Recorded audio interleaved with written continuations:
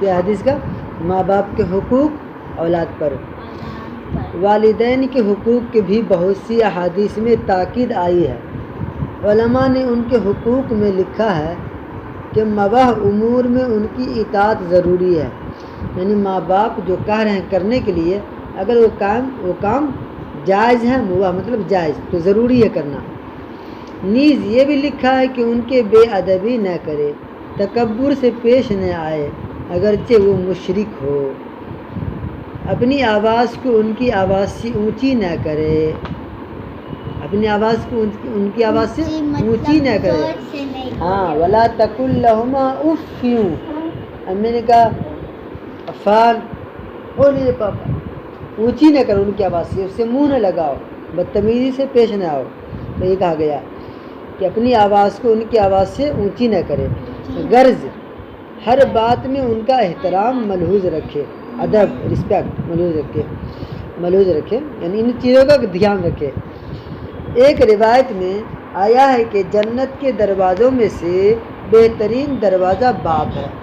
بتایا تھا ہم نے حدیث، الوالد اوسط ابواب الجنہ، الوالد اوسط ابواب الجنہ، کہ والد جو ہے جنت کے دروازوں میں سے بیچ کا دروازہ ہے۔ لیکن ممی تو بولی تھی یہاں کیا ایک روایت میں آیا ہے کہ جنت کے دروازوں میں سے بہترین دروازہ باپ ہے۔ تیرا چاہے اس کی حفاظت کر یا اس کو ضائع کر دے۔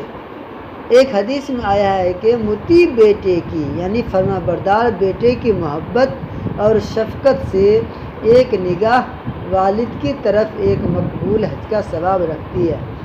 یعنی آپ اگر جو محبت سے اپنے ماں باپ کو دیکھو گے تو سمجھو کو ایک مقبول حج کا ثواب مل جائے گا۔ ماں باپ کو دیکھنا بھی ثواب ہے۔ پیرنٹس یعنی ممی پاپا کو محبت کی نگاہ سے دیکھنا ثواب ہے۔ ایک حدیث میں آیا کہ مطیع بیٹے کی محبت اور شفقت سے ایک نگاہ والد کی طرف ایک مقبول حج کا ثواب رکھتی ہے۔ بولیے کیا سوال آپ کا؟ لیکن ممی تو بتائی تھی ڈیڈی جنت کا چابی ہوتا۔ ارے الوالد اوسط ابواب الجنہ، والد جو ہے جنت کے دروازوں میں سے بیچ کا دروازہ ہے، اور ممی التحت اقدام الامہات، ممی کے پیر کے نیچے جنت ہے، اس لیے